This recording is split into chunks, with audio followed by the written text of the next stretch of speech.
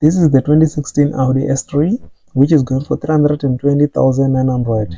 It is a category A, meaning you can finance the car. So looking to pay 6,160 per month.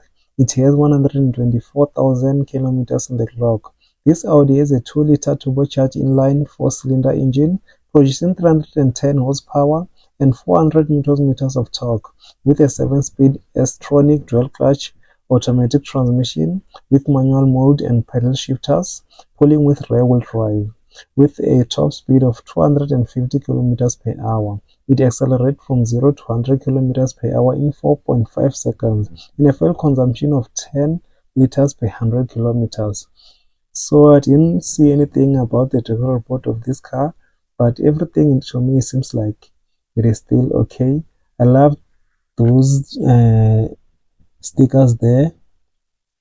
They are so beautiful, man. So beautiful. Even the color of this car is out there, man. This car is still beautiful, as you can see, but I don't think this car has issues. But this car is a diesel.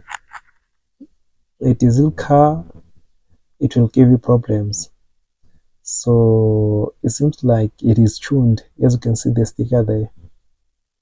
It seems like it is tuned. So yeah, man.